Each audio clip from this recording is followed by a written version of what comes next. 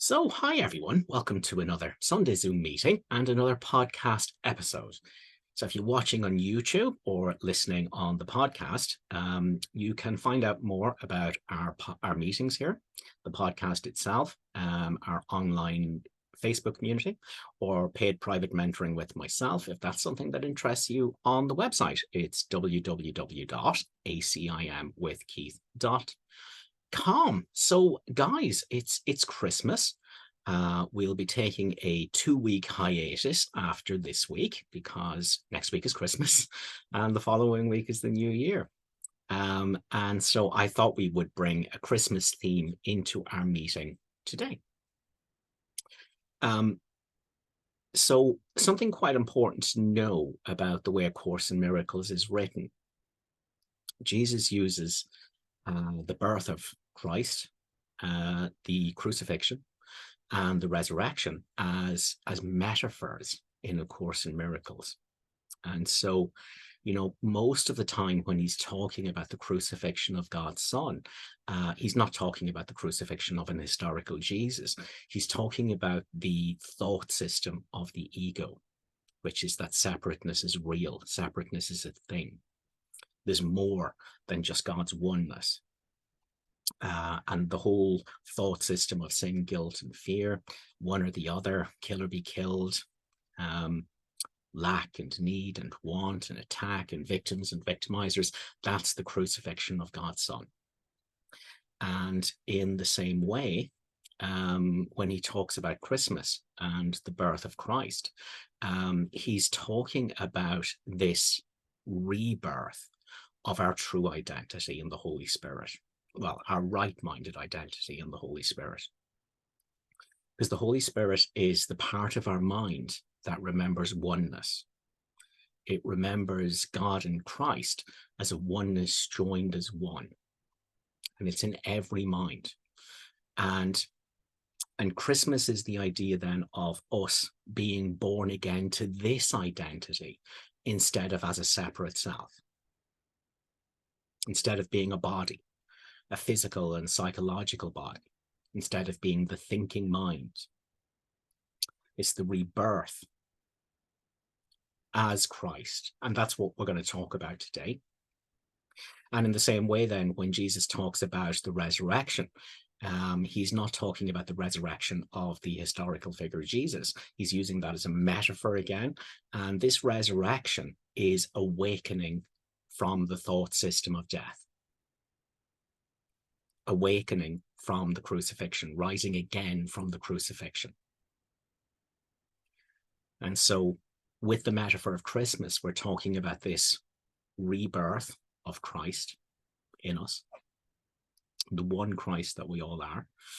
And the Holy Spirit is the representation of that in consciousness. And then, if you like, the fulfillment of that then is the resurrection. And the resurrection will be awakening from the belief of yourself as separate. Awakening from the belief in yourself as a separate self, as an ego. And knowing yourself as the capital S self, which is the same capital S self that everyone else is. So that's really what we're talking about then, with the metaphors that Jesus uses in the Course. So I thought we would start with a little Christmas passage from the Course. So let me take that out. And this is from lesson 303. The Holy Christ is born in me today. Watch with me, angels. Watch with me today. Let all God's holy thoughts surround me and be still with me while heaven's Son is born. Let earthly sounds be quiet and the sights to which I am accustomed disappear. Let Christ be welcomed here where he is at home. And let him hear the sounds he understands and see but sights that show his Father's love. Let him no longer be a stranger here, for he is born again in me today. Your Son is welcome, Father. He has come to save me from the evil self I made. He is the self that you have given me. He is but what I really am in truth. He is the Son you love above all things. He is myself as you created me. It is not Christ that can be crucified. Safe in your arms, let me receive your Son. So beautiful. Watch with me, angels. Watch with me today. Angels is a symbol in the Course for our right-minded thoughts.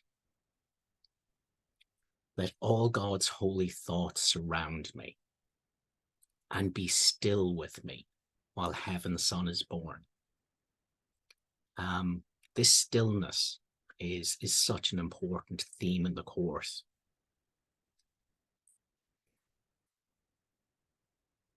So we've always said that forgiveness is still and quietly does nothing. It merely looks and waits and judges not.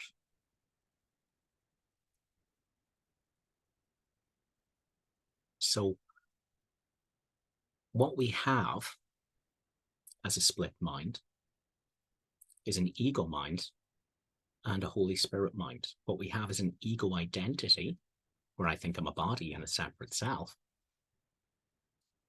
and a Holy Spirit identity, where I know that the awareness that I am, the stillness that I am,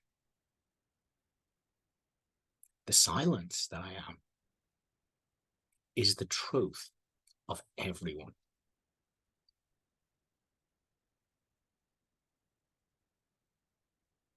So stillness.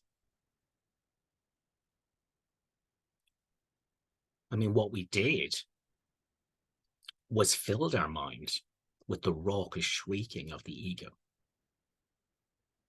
the raucous shrieking of the separate self.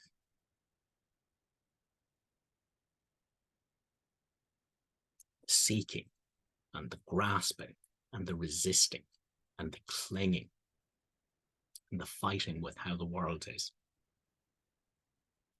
And all that noise is there as a defense against the stillness of the Holy Spirit, against the stillness of your right mind, the peace that surpasses all understanding.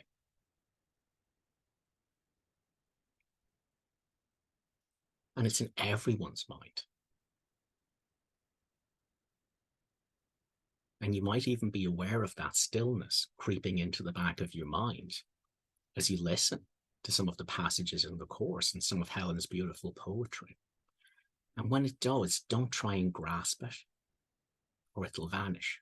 It's not an object. In truth, it's what you are. And so as you listen along to passages today and poetry today, and also in your life, when you listen to music, or you watch a movie that moves you, or you're looking at some art, or you're in nature, anytime that your ego's raucous shrieking dies down, anytime the seeking and resisting lets up, anytime you can appreciate something enough to just simply let it be as it is without needing it to be different or wanting it to be different, you'll become aware of the stillness that is an intrinsic attribute of what you are in the Holy Spirit. That's not a person. That's not a separate self. That's not the raucous shrieking in your mind. Yes, there's raucous shrieking in your mind. That's the ego. And it's not you. You're the one who hears it.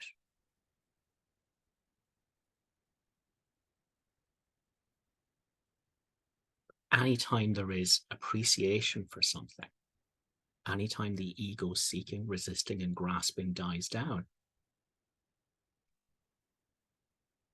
the intrinsic nature of your being in the Holy Spirit shines forth.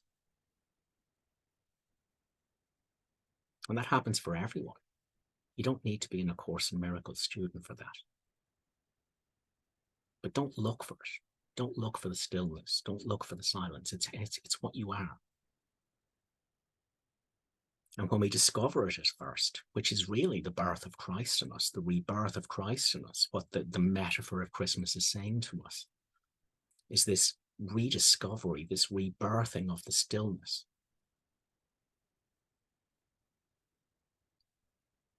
And so be vigilant for that when it happens, this felt sense of being in the Holy Spirit, because that is the truth of your identity, the right-minded truth of your identity. And it's the right-minded truth of everyone's identity, because you're not the raucous shrieking in your mind, and neither is anyone else. You're not a body and what it's doing, and neither is anyone else.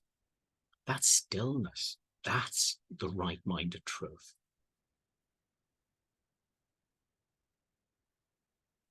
And you don't have to silence the raucous shrieking of the ego. Good luck with that. But you have two minds. And at any given time, we can become the stillness, aware of the movement of the egoic mind. We can become or know ourselves as the silence, aware of the noise. What hears the noise, but isn't the noise.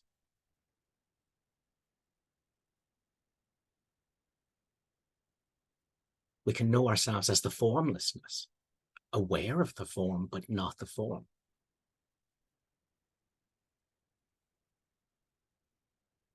And this is the birth of Christ in us. So let's go back to our passage. Let earthly sounds be quiet, and the sights to which I am accustomed disappear.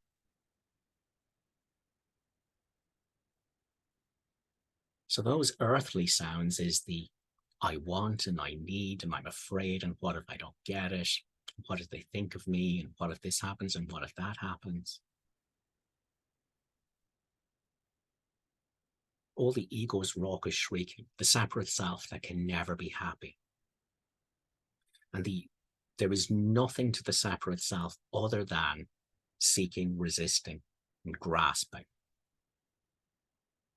fighting with the present moment, trying to cling to it, trying to escape it into the next moment. That's, it's not that that's an activity of the ego. That is what the ego is, seeking, resisting, clinging. And that's the raucous shrieking in our mind. So here Jesus is saying, instead, let Christ be welcomed where he is at home. And let him hear the sounds he understands and see but sights that show his Father's love. Let him no longer be a stranger here, for he's born again in me today. So I, who have spent all my life thinking I am this separate self, this needing, grasping, clinging, wanting, lacking thing that I have spent 40 years, 50 years, 60 years, 70 years going out into the world, trying to manipulate it and control it, trying to have it be a certain way so I can be finally okay as this lacking, needing, wanting self that has never been okay. And at some stage, we have to throw our hands up and go, this hasn't worked.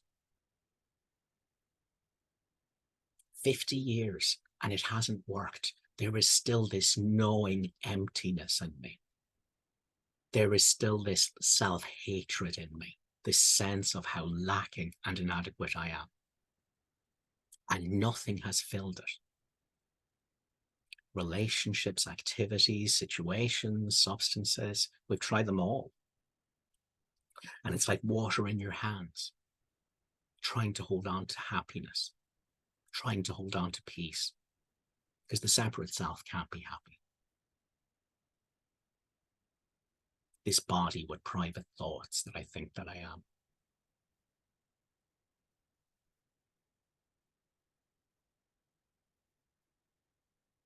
So let him hear the sounds he understands and see but sights that show his Father's love. So what's Christ going to see and hear that's different? Well, he's going to see the truth of everyone as the stillness, as the changelessness, as Jesus says. Your brother has a changelessness in him. It's the stillness, it's the silence. And Christ's vision shows me that.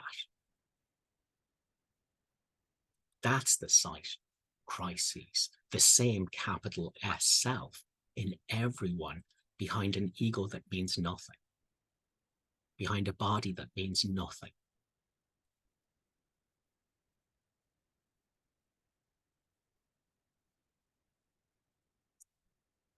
And what sounds does he understand?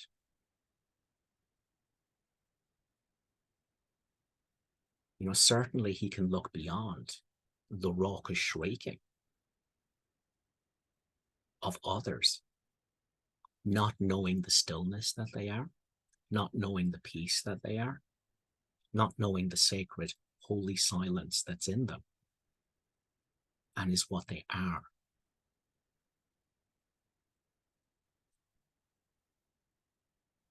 And so, with the terrible pain of not knowing what they are, just like us, with the overlooking of the stillness that we are in the Holy Spirit to identify as this lacking thing, this body, this separate self, this insane voice talking to itself, the suffering and the pain is enormous.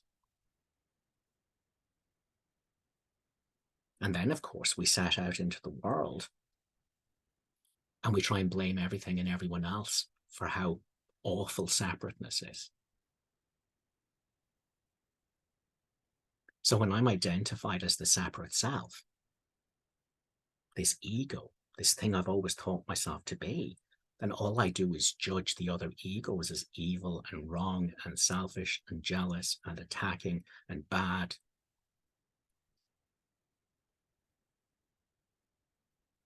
But when Christ is born again in me,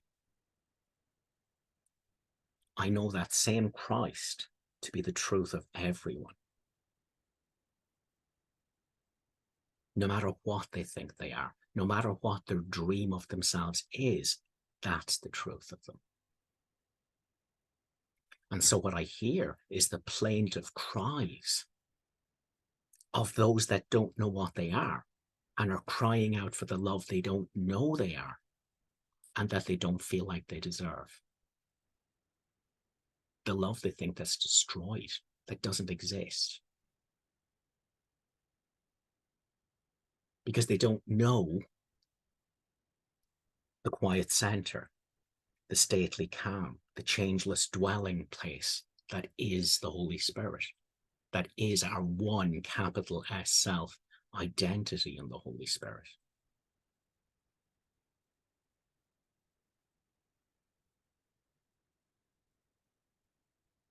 Your Son is welcome, Father. He has come to save me from the evil self I made. You know, A Course in Miracles doesn't shy away in the slightest from showing us just how the mind of a separate self works. I mean, the chapters on special relationships are amongst the most difficult and painful to read in the entire Course. You know, Jesus says in the Course, the first thing to know about the special love relationship is that it involves a great deal of pain. Because it's awful. Because as soon as we have overlooked our right-minded identity in the Holy Spirit to identify as this lacking, needing, wanting body and insane voice talking to itself, then all we're trying to do is, at an unconscious level, murder everyone. You know, we want to throw everyone under the bus we think God is driving and have our suffering prove to God that they're the evil ones instead of us, so he'll murder them instead of us. And even the relationships, obviously in our special hate relationships, we're trying to alert God to the sinner and hope he murders them instead of us because they're so much worse than us. But even in our special love relationships, this is cannibalism. This is, you have something that I want. And I want to go in there and I want to manipulate you. I'm going to love you in a certain way and you're going to love me in a certain way back, you know, and the minute you don't, it's going to turn into the hatred this has always been. And so make no mistake about it, when you identify as a body and a psychological self, you know, what's going on in your mind is murder for everyone. Your special love relationships and your special hate relationships. Once you're identified as the person, and that's the truth of your identity, that's what's going on in your mind constantly, which is murder for the ones you're pretending to love and the ones that you're overtly hating.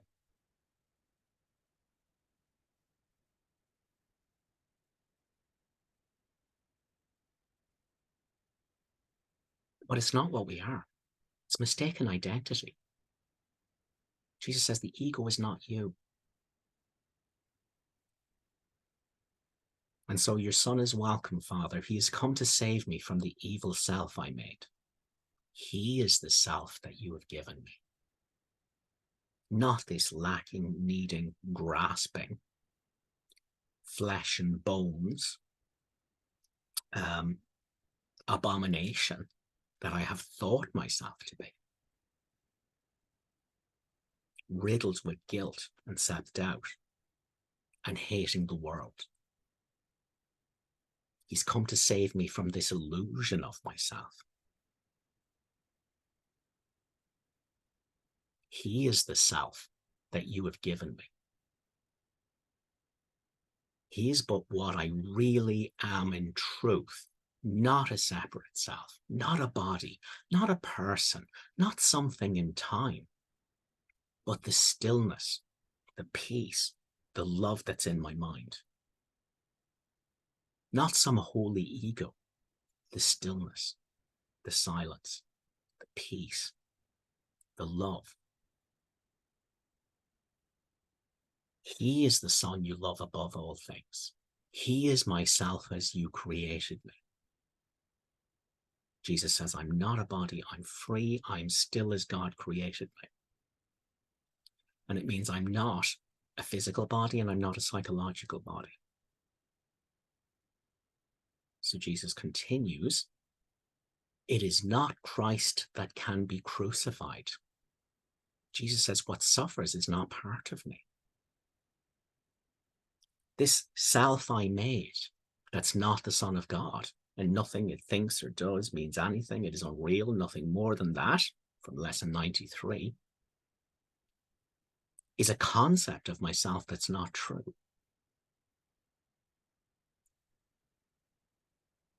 God's Son can suffer nothing, and I am a son. This Christ that I am cannot be crucified because it's not a body.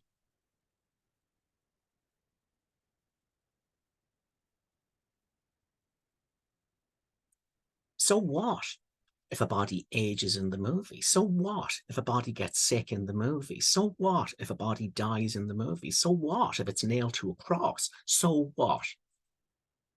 What does that have to do with Christ that is being reborn in me now? Safe in your arms, let me receive your Son. Let me become aware of this alternate identity in my mind. this beingness that is not a grasping, needing, wanting, trying to be wholly separate self. And that is the truth of everything and everyone. So I want to move across to one of Helen's poems. And let me dig that out here. I love this poem. It's called The Holiness of Christmas. Christmas is holy only if you come in silence to the manger, to behold your holiness made visible to you. Your gifts are but your open hands made clean of grasping. Nothing else you lay before the newly born except your doubts and fears, your pale illusions and your sickly pride, your meager treasures and unfaithfulness to all the gifts that God has given you. Here at the altar, lay all this aside to let the door to heaven open wide and hear the angels sing of peace on earth. For Christmas is the time of your rebirth. So once again, we have this theme of coming in silence. You know, it's like in the Course when Jesus says, forget this world, forget this course, and come with wholly empty hands unto your God. So once again, this stillness and silence, that's the truth of everyone. To behold your holiness made visible to you, because it's found in the stillness, not the noise of the ego.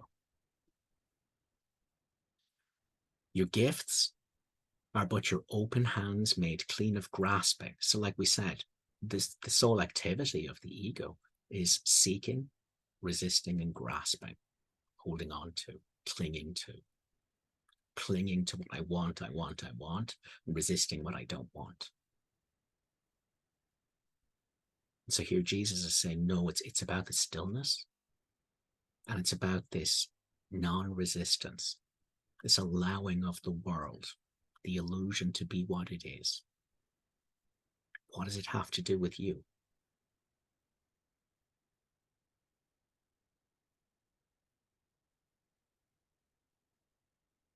So we enter the stillness of the Holy Spirit in our mind, and we let go of our grasping at the world.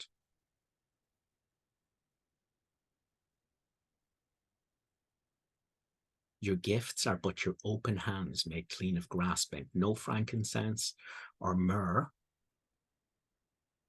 Nothing else you lay before the newly born except your doubts and fears, your pale illusions and your sickly pride, your hidden venom and your little love, your meager treasures and unfaithfulness to all the gifts that God has given you. That's what we bring to the Christ in us, that the Holy Spirit represents. We've been saying for a long time now that we don't fight the ego. You don't try and fix the ego. You don't try and change the ego. You bring the darkness to the light. You bring the wrong mind to the right mind. You do that through non-judgment, through non-resistance, through allowing, through welcoming. And it is that activity of bringing the darkness to the light that causes the light to be reborn in you. It's not in fixing your ego or choosing against your ego or trying to be a holy ego or trying to be a holier ego than other people. It's not about that. No, it's in the allowing, the welcoming, the non-interference, the non-resistance, the cessation of the seeking, resisting, and grasping, that you feel the birth of Christ in you. the stillness, the beingness.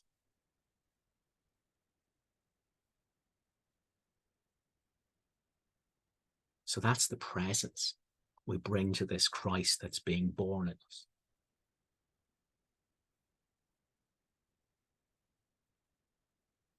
Is you can't go looking as an ego for the Holy Spirit in you, for the peace in you, for the stillness in you. You can't do that. You have to separate yourself out from the ego's activity of seeking, resisting, and grasping. And you do that by allowing it.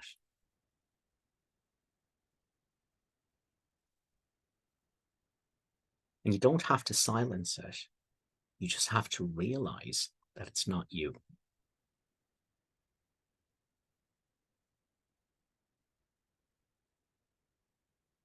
Because you're not what you look at. You are what's looking. And what's looking is the Holy Spirit, is the capital S self, is the reflection of God in Christ as one in consciousness.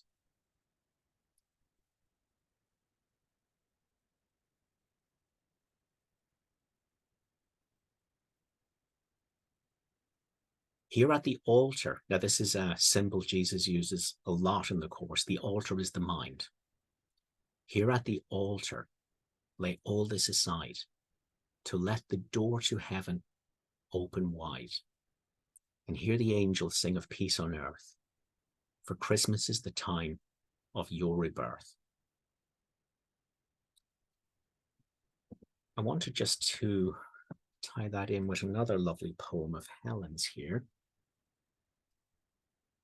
It's called My Father's House. Hallowed my name. I am a son of God who walks in stillness. I hold out my hand, and from my fingertips, the quiet goes around the world to still all living things and cover them in holiness.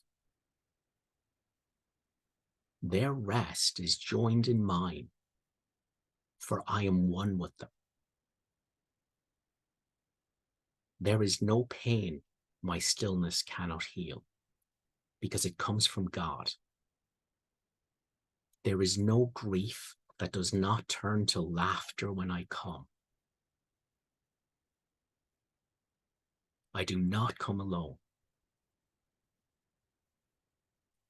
There walks with me the light that heaven looks on as itself. I am a son of God. My name is his. My Father's house is where my stillness is.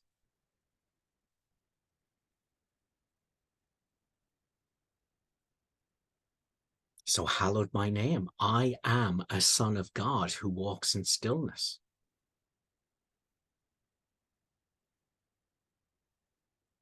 Stillness. I hold out my hand, and from my fingertips the quiet goes around the world to still all living things and cover them in holiness. So whenever you read something like this, you want to think that,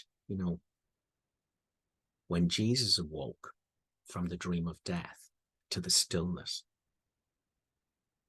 the peace of the Holy Spirit,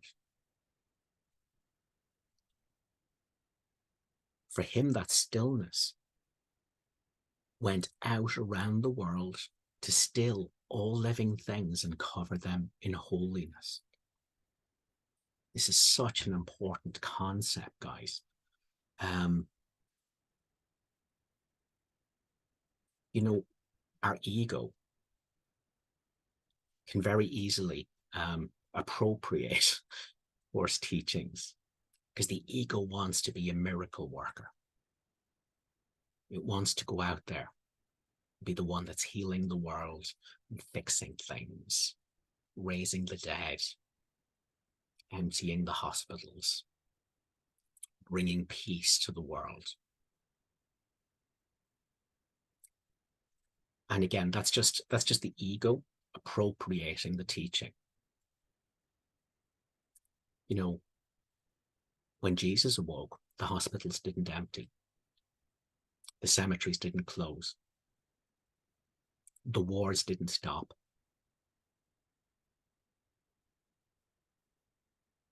Rome didn't stop its occupation of the Holy Land. Soldiers didn't suddenly become saints. You know, there were still brutal executions by stonings.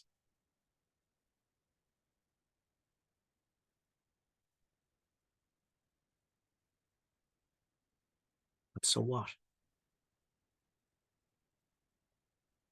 That's the movie. That's the dream. And that's the movie about the crucifixion of God's one holy, innocent Son. And so when Jesus awoke, all he saw in any of that was the silence, the stillness, and the holiness of God's one Son.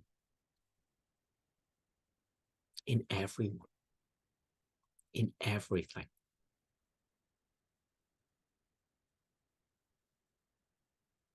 There wasn't a problem with any of that. Because knowing the stillness, that's the truth of himself, he knew that as the truth in everyone. It doesn't matter what anyone else thinks they are. It's not true. Jesus knew what they were. He saw his stillness reflected back to him from everyone and from everything. The only place the world needs to be healed is in your mind, because there's no world. The world is simply blocking your view of God's one holy, innocent Son, which is you. You don't have to heal it or fix it. It can't be fixed or healed. It was made to have one unsolvable problem after another.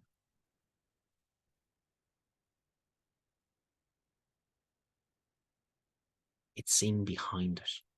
It's seeing the light of God's one holy, innocent Son, the self, the capital S self that we are in the Holy Spirit, as the truth of everything and everyone. That's what healing is. In your mind, the whole world is healed. Because no one's a body and what it's doing. And no one is the evil self. The self we made that's not the Son of God. And nothing it thinks or does means anything.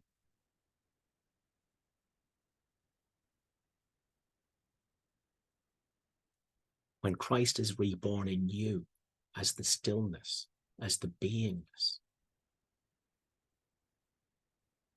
when that birth takes place by bringing your darkness to non-judgment. What I am, everything is. Because God is only one Son. As Jesus says, the forms, the broken pieces seem to take me nothing, for the whole is in each one, and every aspect of the Son of God is just the same as every other part. Everyone is the one capital S self, and nothing else is true.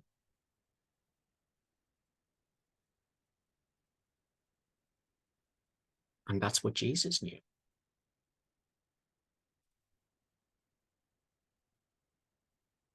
And his seeing of that, you know, in people, and for them to be around him that could see them as the capital S self they were, it caused that Christ in their mind, that baby, you know, to start glowing brighter.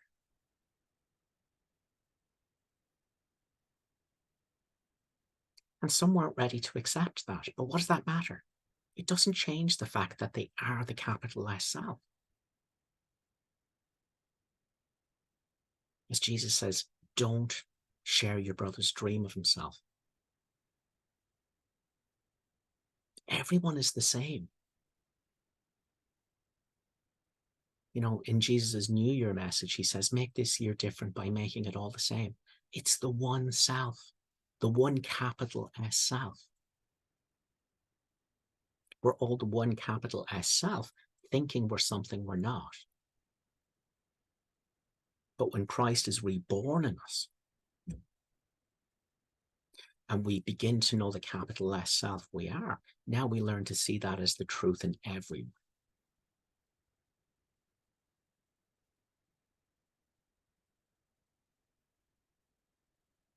So in Helen's poem here,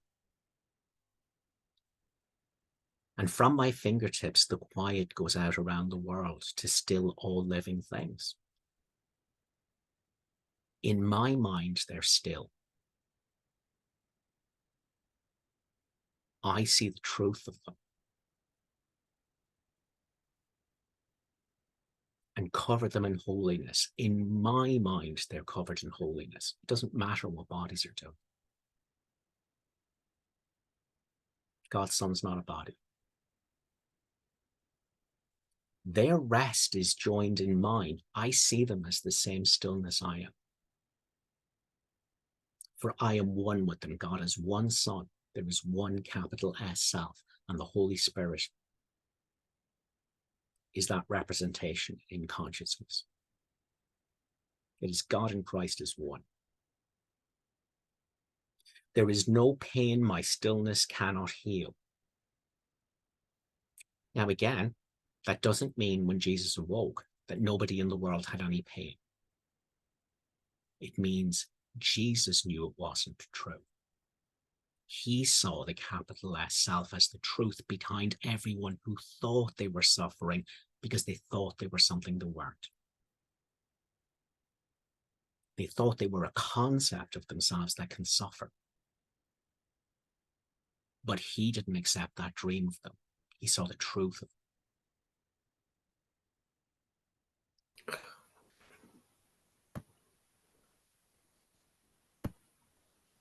There is no pain my stillness cannot heal because it comes from God. There is no grief that does not turn to laughter when I come. Again, does it mean nobody grieved in the world ever again? No. It means I see them as the truth behind the false identity.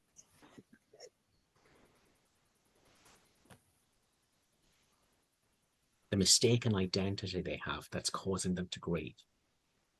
I see past that, and I see the glorious truth of the stillness, the peace, the awareness, the beingness that we share. That is the truth of all of our identity in the Holy Spirit. The ego's legion, but the Holy Spirit is one. And so when that identity is reborn in me, I see the same identity in everything and everyone. Every aspect of the Son of God is just the same as every other part. I do not come alone. There walks with me the light that heaven looks on as itself. I am a son of God. My name is his. My Father's house is where my stillness is. In the stillness is the memory of God. And from that quiet center, that stately calm, that changeless dwelling place, I see what I am as the truth in everything. And I have awoken from the dream of death. That's the resurrection.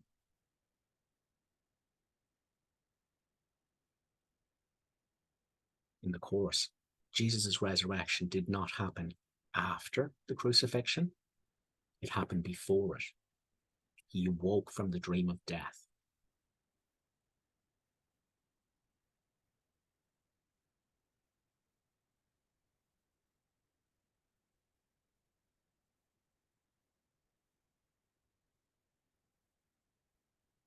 So again, our forgiveness practice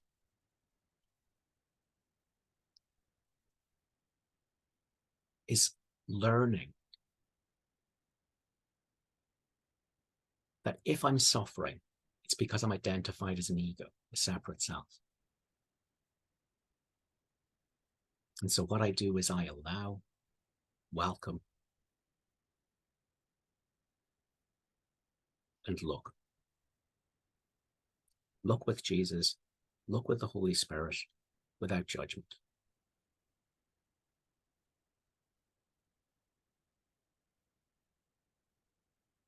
And what I'm looking at will begin to dissolve. And I'll begin to know myself as what looks.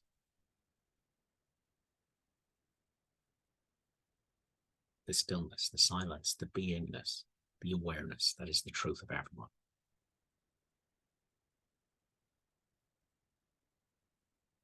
You know,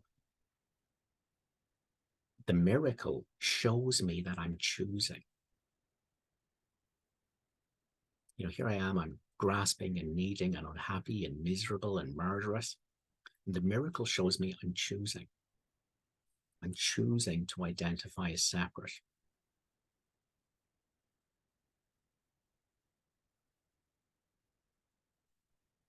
You know, and this looking without judgment or interference, without trying to shout down the ego or choose against the ego or anything like that. You know, this is going to show me that I'm choosing to be this.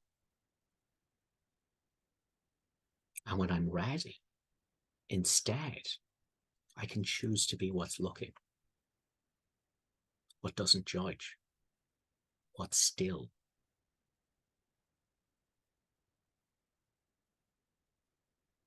This looking with the Holy Spirit or Jesus,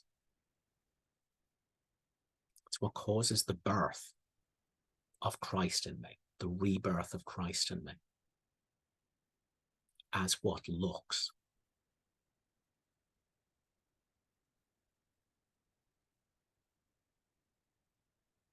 And that's the little willingness. All Jesus is saying, listen, in your suffering of any kind, you're doing it to yourself. So have a look at that and don't judge yourself.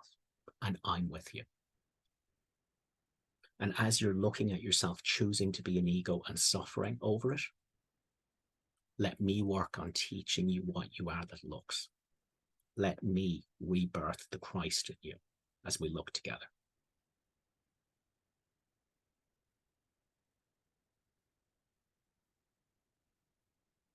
That's what the miracle is.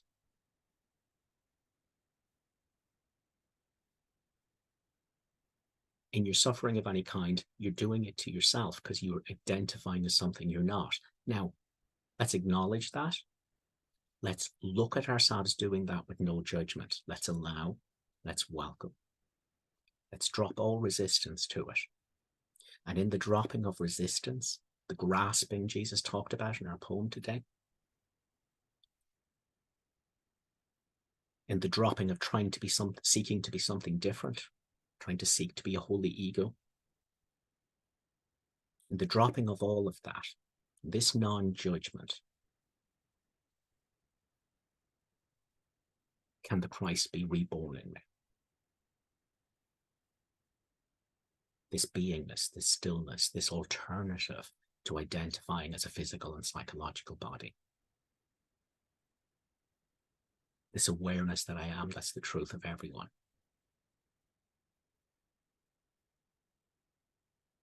Okay, so I've been talking loads. So over to my lovely deputy co-host, Sally. Is there anything we need to address in the chat box, Sally? Well, there is, but Mary Straub has had her hand up for quite a while. Cool. Mary, so the stage is yours. Mary, if you'd Take like yourself to ask off your mute. question. Thanks, Sally. Oh, thank you, Keith and Sally. The reason my hand up has been up for quite a while is because I didn't want to back out of it. It's like if I go ahead and put my hand up, even though you've already answered the question, but I guess I want to go deeper, because what started as a question is so beautifully being answered, but I kind of want to go a little bit into specifics, because I keep hearing these beautiful words over and over and over. And well, what I'm discovering now, after all these years of doing the workbook and loving the course and getting closer and closer to my heart, and this has really been the next step. I'm getting to see that the ego, in the early stages, especially, the ego was trying to do the course. And I'm seeing that really it's impossible for the ego to do the course. The ego just wants to either have relief from pain or to become holy. And there's no such thing as a holy ego. So there was a post that I read that you put out about all it had to do with murdered kittens. Mm-hmm.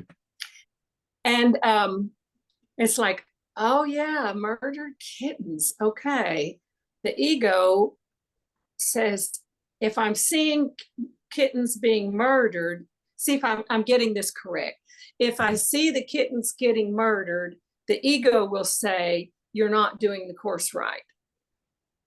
So it's like, but there's a way to see, or to see this from see it differently, right? And not, and you really went over that with when you said that when Jesus was crucified and resurrected, there were still executions going on. There's all this stuff still going on. Yeah, and the world so doesn't it's change. kind of, We don't fix the world. We don't fix the world. So there's some things that come up for me that are. Oh, you've gone back onto mute, Mary. Just to unmute yourself again. Yeah, go ahead. Oh, I guess I don't know if Jesus wants me to be quiet or what, but because I didn't do that. Sometimes Zoom does random stuff. We had chickens last week. I'll keep going.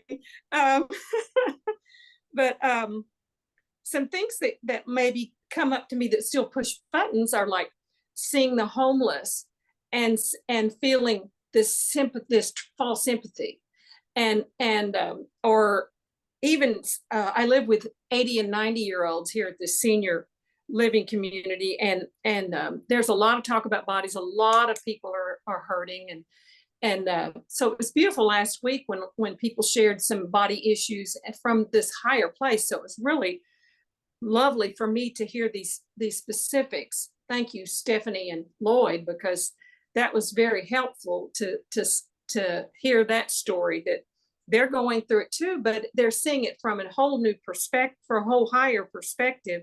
And so, like, if I see homeless and I feel like I want to give to them. And so what Spirit has given me is, as long as I'm feeling sympathy, there's nothing, I'm not helping, even if I give to them.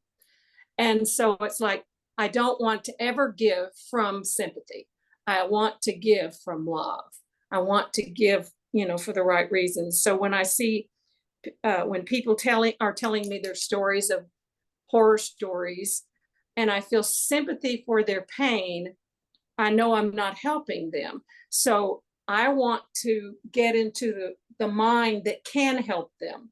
And so is it best for me just to see when it's coming up in me, oh, I'm still feeling sympathy, and not, instead of going into guilt, just going, I'm seeing this as a forgiveness opportunity that I'm being given. Like, Celeste was seeing murdered kittens. Well, I guess that could be seen as her forgiveness opportunity.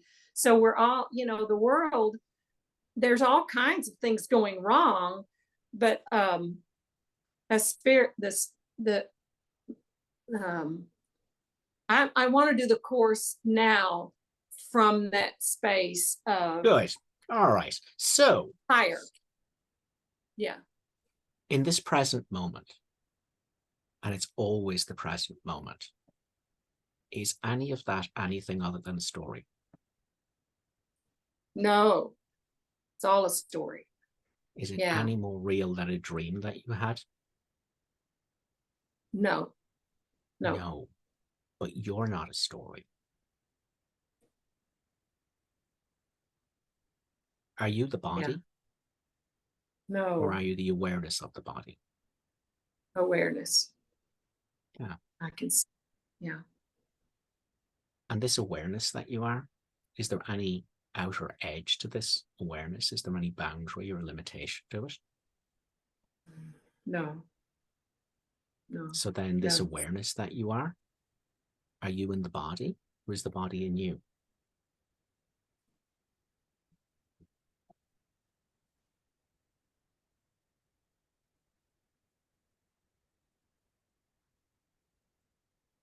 Because the body has boundaries. The body's in me. Yes, it is. And so Jesus says, whoever knows they have Christ in them sees him everywhere except in bodies. Oh. Are you in the body? Are you awareness? Are you in the body? No. Am I? No. No. No. Are the homeless people? Are they in their body? In the body? Mm-hmm. Is that what you're asking? That's what No, I'm no, asking. no. No, because No. this self that you are now, this capital S self, Mm-hmm. isn't in any body. And Right. it's not what any body is doing. And it's not what any insane voice is talking to itself in the mind about. Right. Are you the voice in your head, or the one who hears it? I'm the one who hears it. Yeah, you're the stillness. And the stillness is the truth of you. That's the birth of Christ in you this Christmas. And once you know that of yourself, you know that of everyone. And it's from here you let that knowledge that we share our being, that we are this one awareness in the Holy Spirit, this one stillness. Now, you will allow that to express itself through you. So that's the answer to your question. That's how you give.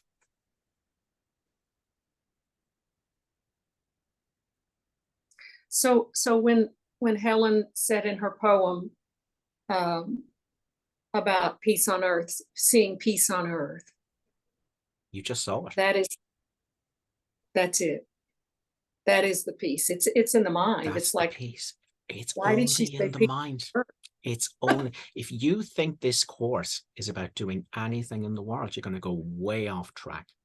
You're just going to be a Exactly. holy, spiritualized ego. The world, there is no world. That's the central message this course attempts to teach. There is no purpose to the world other than learning that there's no world. Yeah. That's the only purpose it has.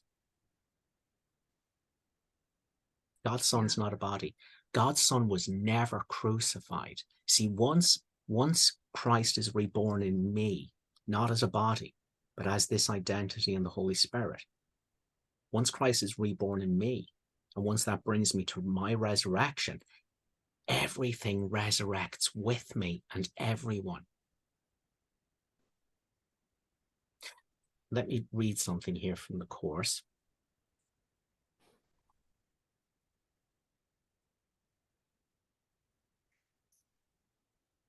This is from the manual, chapter 23. Does Jesus have a special place in healing? And this is from paragraph 6. No one who has become a true and dedicated teacher of God forgets his brothers. Now, a teacher of God is someone who sees the truth in his brothers. Yeah.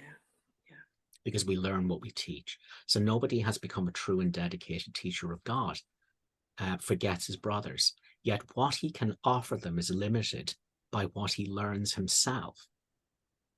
Turn then to one who laid all limits by, this is Jesus, and went beyond the farthest reach of learning. He will take you with him, for he did not go alone, and you were with him then as you are now. So when Jesus woke from the dream of death, when he knew himself as the peace that surpasses all understanding, that is the truth of everyone, the whole world resurrected with him. He no longer believed in the movie. All he saw of anyone was their resurrected self, which was him, his resurrected self, the capital S self. Now, does that mean everyone accepted that healing for themselves around Jesus? No, it did not. But in Jesus's mind, everyone was healed. So that's our task, to know what we are that's not a body, that's not the insane voice talking to itself.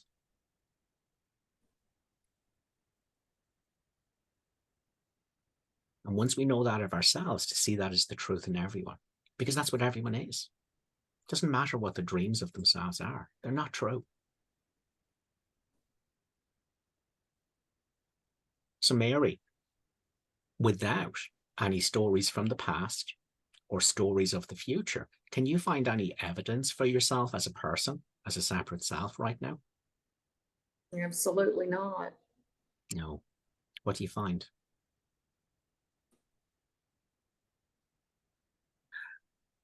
I find peace. You do. And are you separate from that peace? No, You are the I am. stillness. And so is everyone. There are no problems. Yeah. Yeah. So the golden rule of A Course in Miracles is we don't make the error real and try to fix it. Right. Yeah. Now, okay, so this is you knowing yourself as this rebirth in Christ. And, so what's going to happen is you're going to ping pong now from being the stillness into being the insane voice talking to itself and the body, seeing everyone else as a body and an insane voice talking to itself. And then if you look at that without judging it, you'll feel this beingness that you are. And in identifying as that, now you see this beingness, this stillness as the truth in everyone. Okay, so that's our process now, is noticing when we've gone back to being the separate self, the insane voice talking to itself.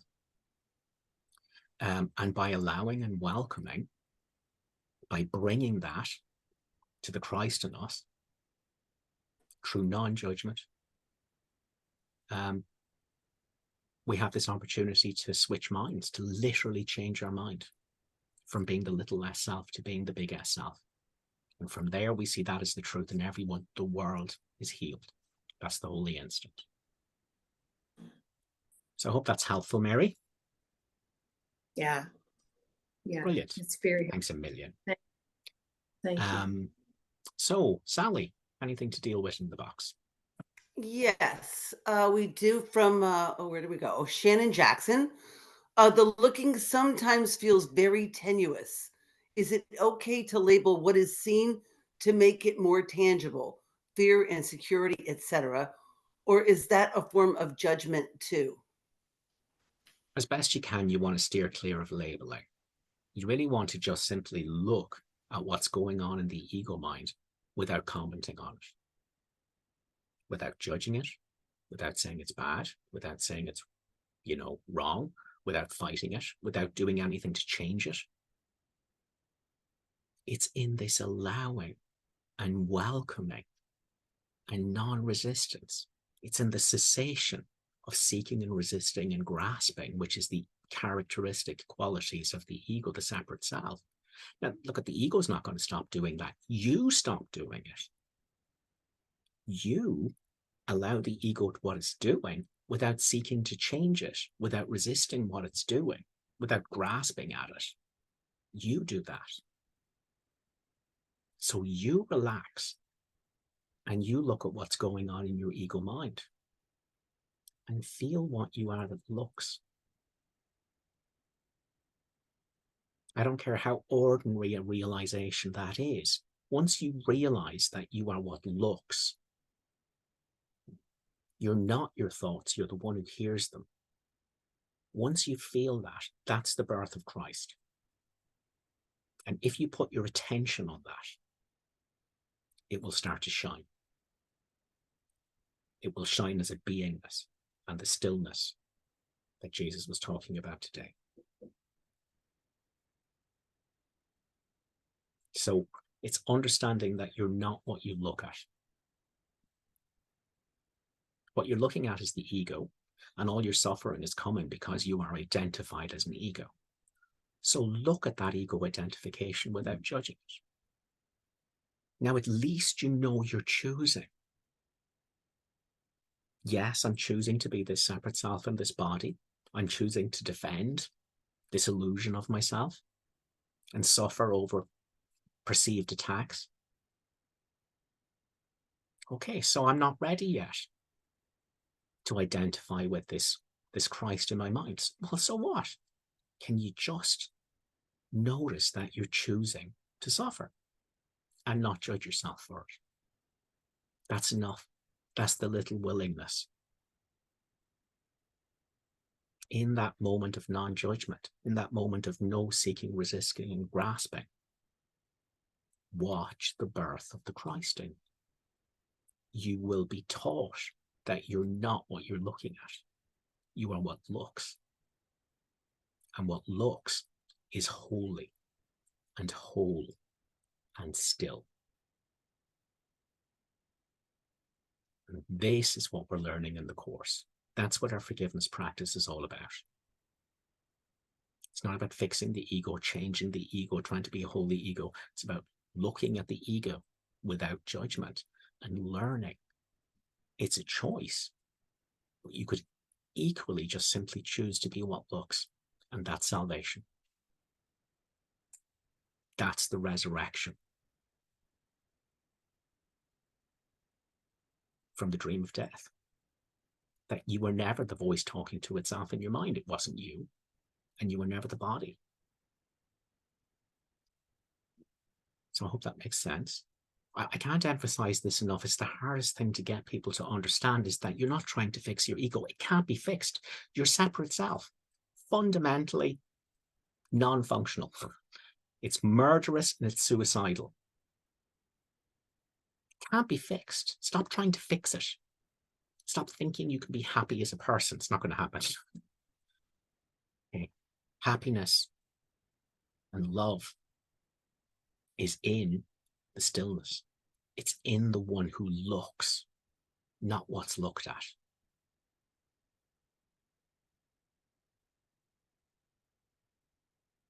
Ken always said that the right mind is a non-judgmental observer of the wrong mind. You don't have to get rid of it. But if you know yourself as the mind that looks, the right mind, that's the stillness, that's the peace, and that's the truth of everyone. That's the extension of the Holy Spirit. Like in the poem, that's the peace going out, the stillness, the quiet going out from your fingertips and enveloping the whole world in holiness. So what's next in the chat box, Sally?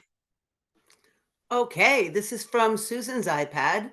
Is illusion, confusion normal to come and go as one is first learning to intentionally choose to identify with just being one wholeness of spirit instead of seeing bits and pieces? Yeah, but don't do anything with what you're seeing. Just notice what is coming and going. You know, your youth is coming and going. Health is coming and going. Your thoughts are coming and going. Feelings are coming and going. All this ego stuff. But you're not coming and going. Not the one who sees, not the one who hears, not the one who looks, not the capital S self that you really are. So nothing that you look on is you. Nothing that you notice is you. You're the unchanging. You're the stillness. You're the quiet.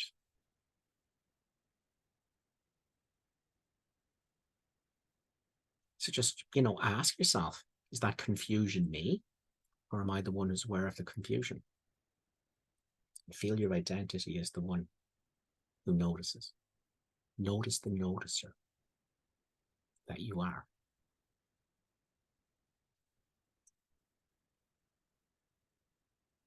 So again, try to lose the idea that you have to fix what you're looking at.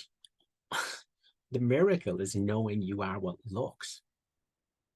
The ego's not you, so you don't have to fix it. And the one who looks isn't broken. And so all we have to do is look on the ego's world and the ego's thoughts and feelings with no judgment.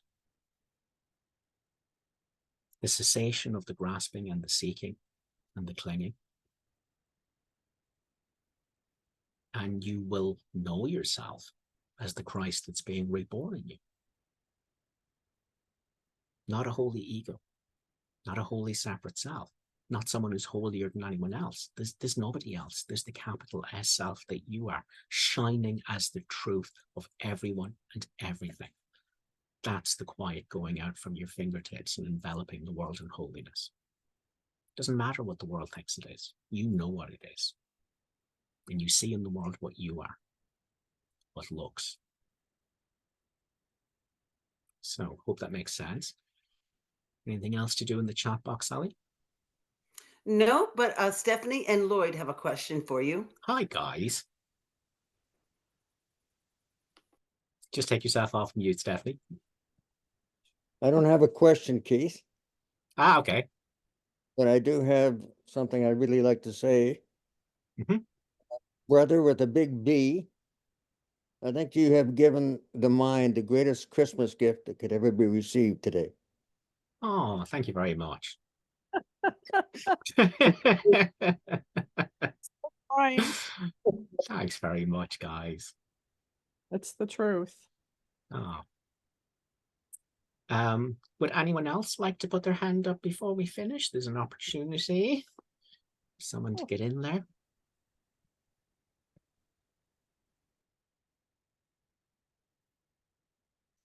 Aha, Susan's iPad.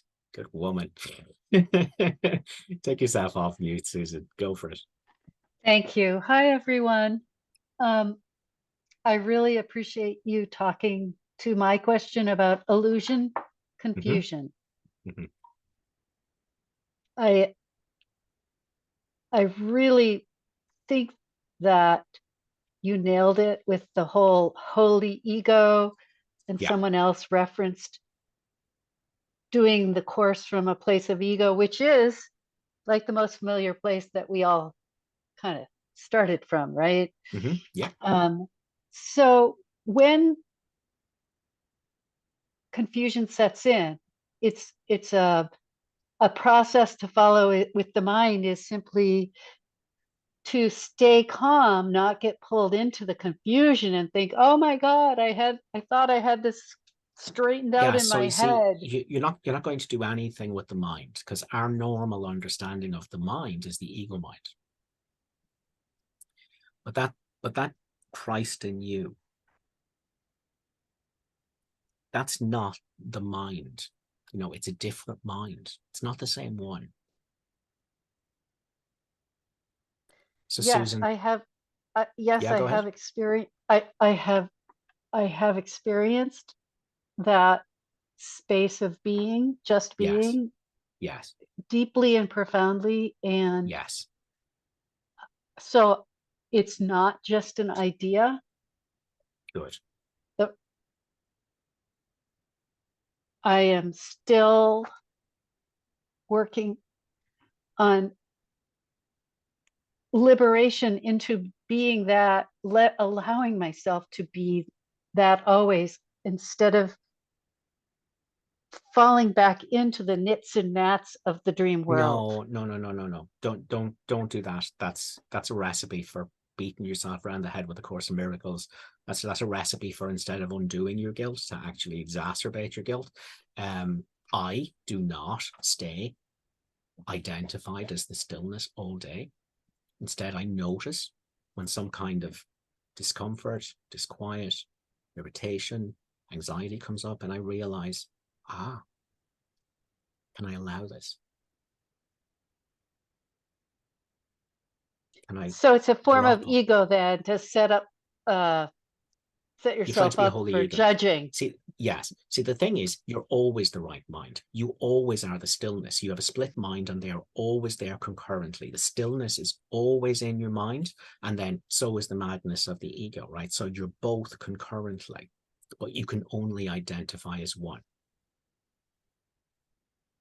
So you see, it's not about you trying to be the capital S self. You already are the capital S self, and there's no such thing as Susan. It's a complete smoke and mirrors illusion. So again, Susan, in this moment, without any stories from the past or the future, can you find any evidence of yourself as a person? No, No. What do you find? I find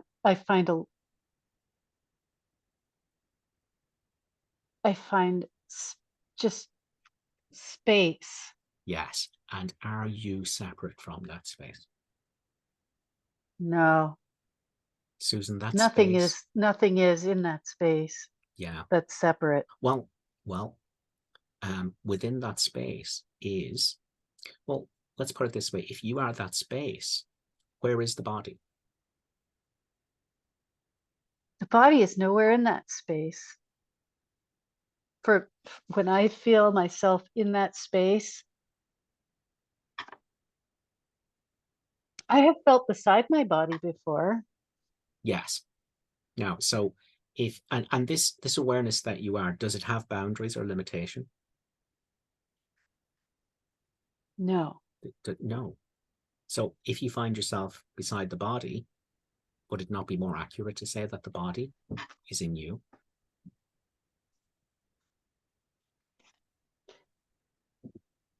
Yes. Yes.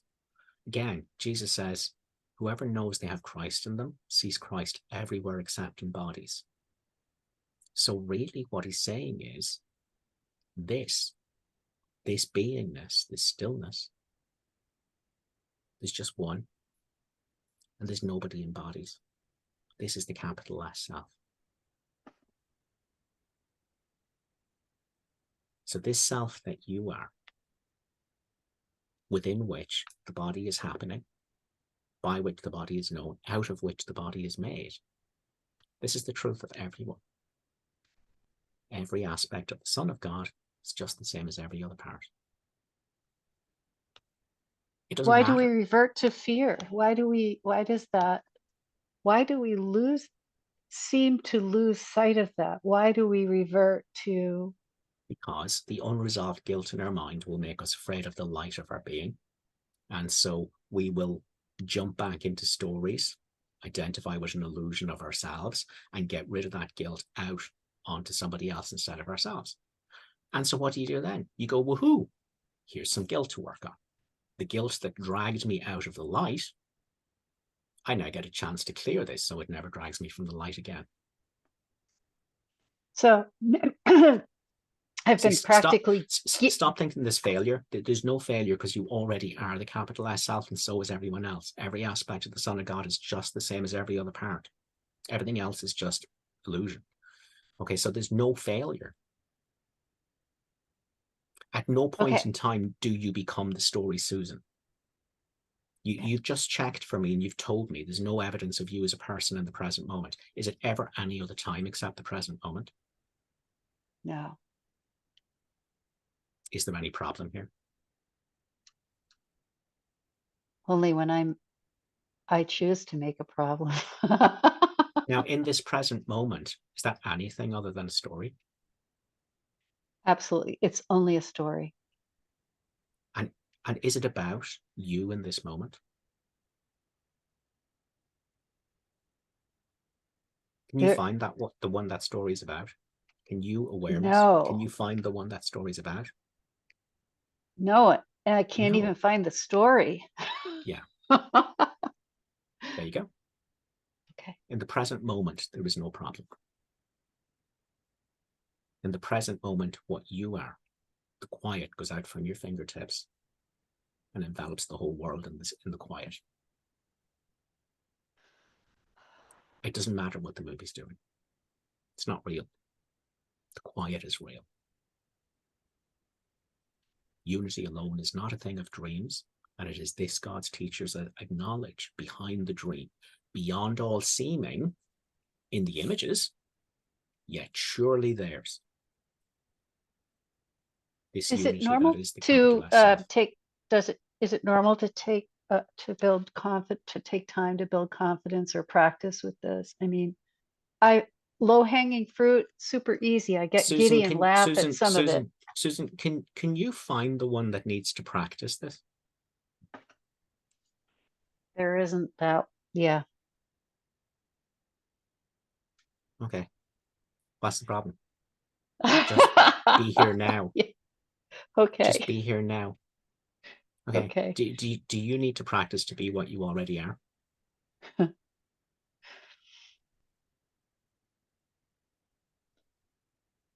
I feel like I need ego Lysol. Just to kill the Lysol the ego stuff. But what you're saying is non-judgment will do that, will be my Lysol. Yeah. Susan, is that anything other than a story? No. No, I have a great imagination. Can you see how the only problem is that you're in the present moment and you go jumping into a story and go, okay, I have now forgotten that everything's fine in the present moment. I'm going to pretend I am this story of myself in time. And now I'm going to make a problem and go, how do I fix it? Yes. Okay. And to return to where you are, look at the nonsense going on in your head without judging it and feel what you are that looks. Or what you are that looks is the truth of everything and everyone. Can You see how lighten you don't all have of to us. fix the ego? Yes. You don't have to fix the ego. You don't have to change the ego. You don't have to suffocate it. You don't have to get rid of it. You don't have to do anything with the ego. It's not you. You, this awareness, the one who looks, do you have a past? Everything just is in it. Everything is it. You're talking, well, are you separate from it? There is no me in it. There is no like. Well, there's no Susan in it. There's no Susan in it. So you, what you are here now in this moment, have you ever been Susan? Or have you always been this? Only in the movie. So in the present moment, when you're not jumping into an imaginary past, have you ever been anything other than what you are here now in this moment? No. No. There is no separate self. It's smoke and mirrors. You have to leave the present moment and clothe yourself in stories of the past to pretend you're something you're not and then go, now I have a problem. There's no problem. One problem, one solution.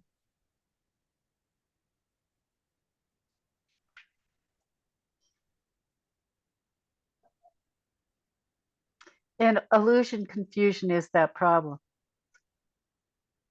If you confuse yourself with illusion of anything that is not of the isness of now, just now, there's confusion. So that thought about confusion, can you just forgive that thought being there for a moment? And that thought that I need to figure this out and I need to work this out and I need to find a strategy. Can you just forgive that being there for a minute?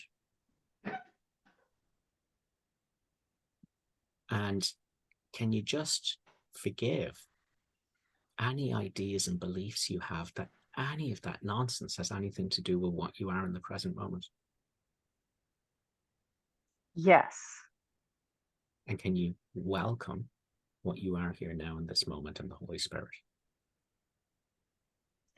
With great gratitude. Yes. Perfect. Thank